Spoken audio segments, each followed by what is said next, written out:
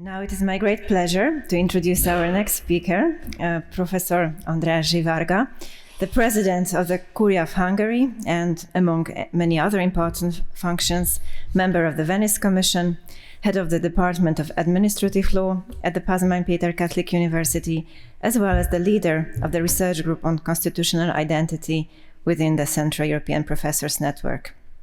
Dear Professor Varga, the floor is yours.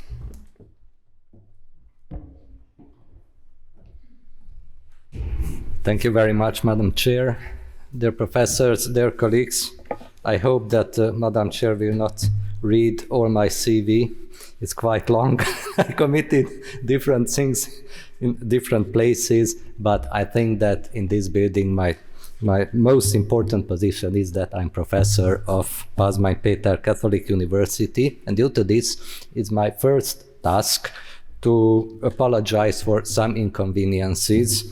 You know, after 2 years of COVID, when this building was not used in its full capacity, now we have the energy problem.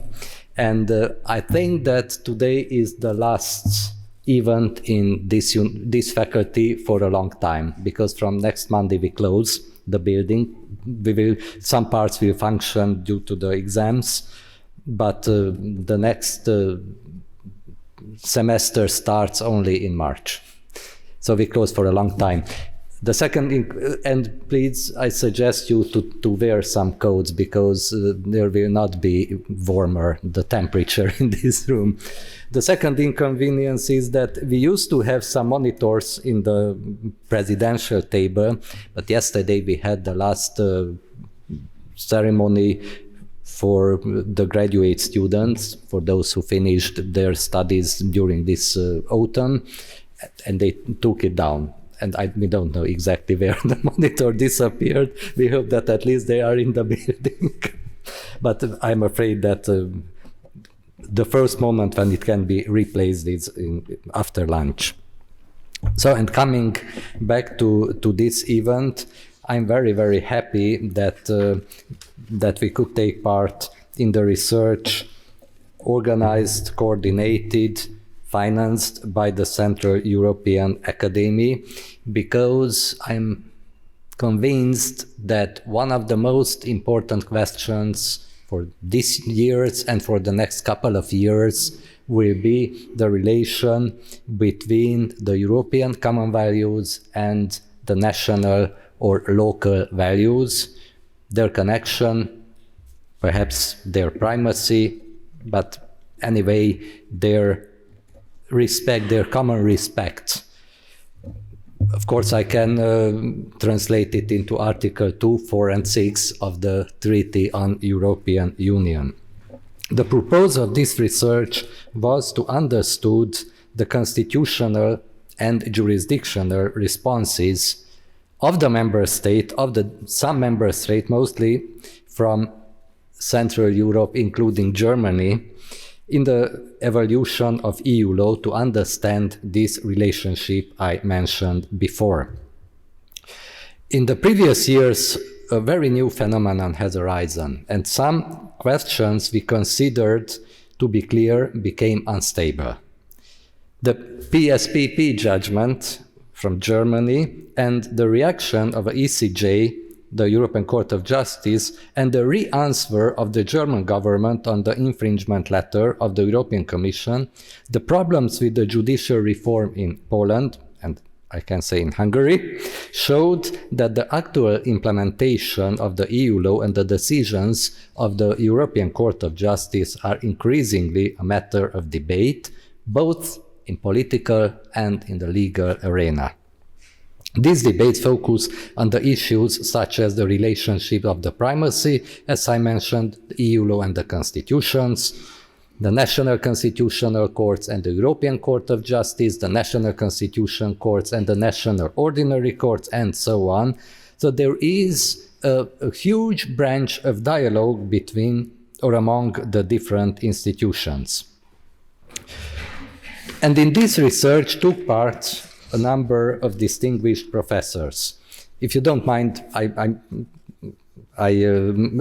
mention them now because it's much more easy than to repeat this after their presentation.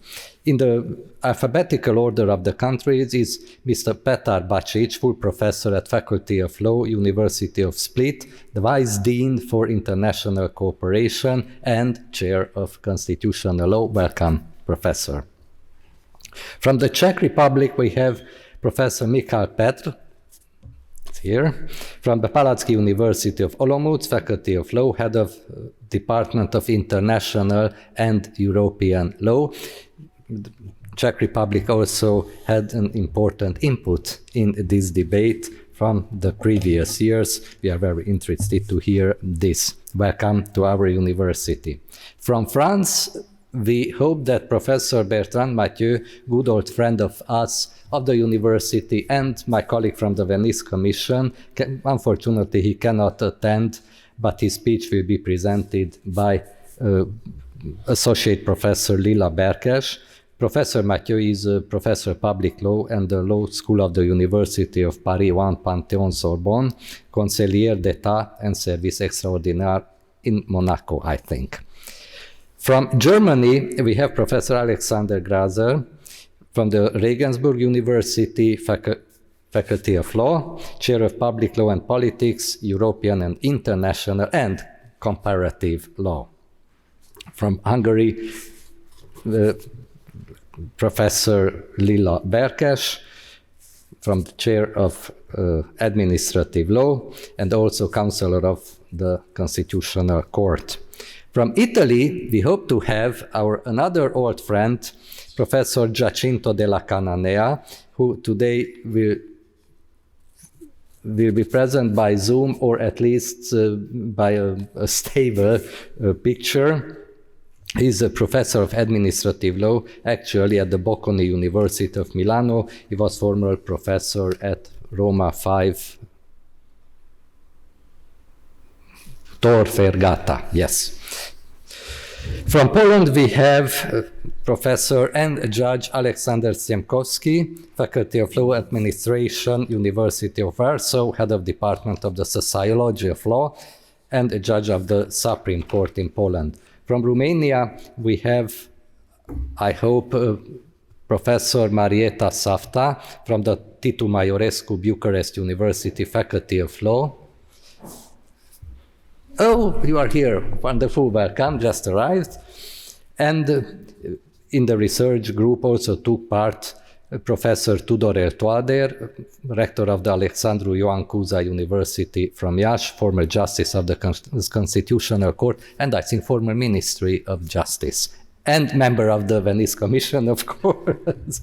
And we have from Slovakia Professor Alena Krunkova from the Pavol Jozef Safarik University Faculty of Law. Unfortunately, she is present in Budapest, but she cannot attend this meeting or this conference. Coming back to the topic, the term constitutional identity in the name of our research is also a bit unclear.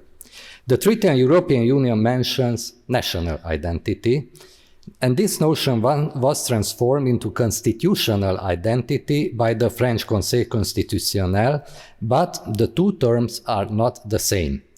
The question is, what does national identity mean in the context of the Lisbon Treaty, and whether the national identity can be simply changed to constitutional identity in a legal context, as a legal notion. The concept is influenced by both the Constitution and constitutional traditions of the member states, and it is defined by several institutions. We focus mostly on constitutional courts as one of the shaping institutions. The research aims to focus on questions like whether there are similar patterns, a common approach regarding the primacy of EU law, the competencies of the European Union and member states' constitutional identity and constitutional values. Through the research, we can better understand the directions and tendencies of the institutions and law of the European Union, as well national sovereignty, national identity, and constitutional development in the member states. Our focus is on the factors, principles, laws, constitutional traditions that constitutional courts have made part of the constitutional identity. Many circumstances can influence these changes, such as the EU accession, economic crisis, pandemic, war, lack of energy, and so on. The research also focuses on why these are the guiding principles and what were the legal, cultural, historical antecedents that led to those formative decisions. The research follows a comparative approach, and its methodology is based on a questionnaire. We worded the same number of questions as the number of the members of the research group. The members of the group, by answering these questions, compiled the national reports based on the questionnaire. Thus, the structure and the content of the national reports will be similar to each other by created or summarized by the different members.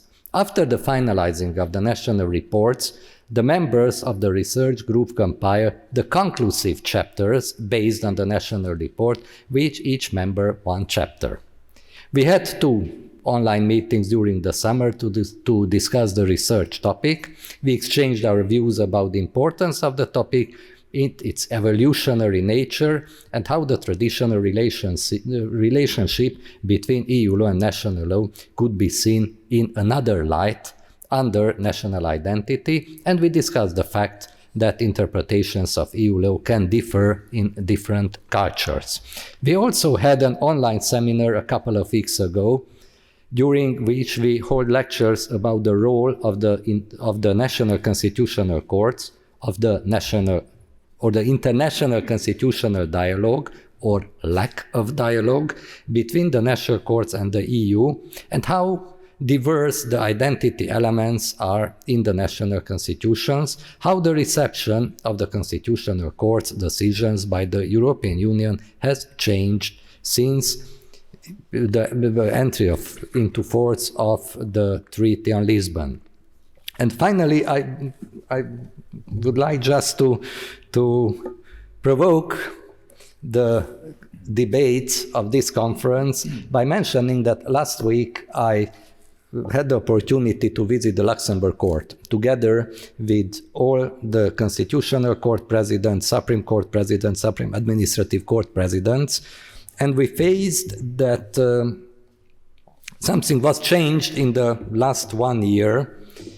Of course, 3 countries and 3 important decisions of the European Court of Justice were always mentioned. It was WZ case of Poland, it was the RS case of Romania, and it was IS case of Hungary. And the outcome, the summary presented by President Leynaerts was that Article 2 of the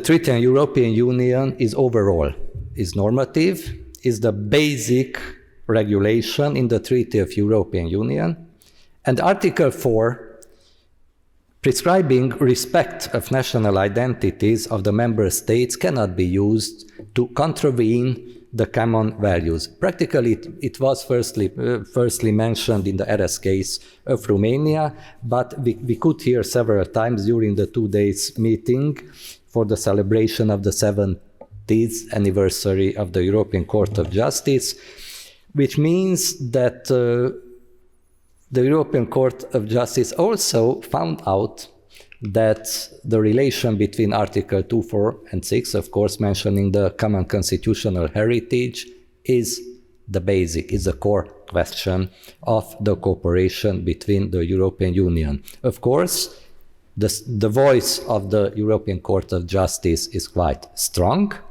but we hope that the voices of the national constitutional courts, the national research groups, and the Central European Academy will be as strong as possible, as a reaction, as a part of the constitutional dialogue.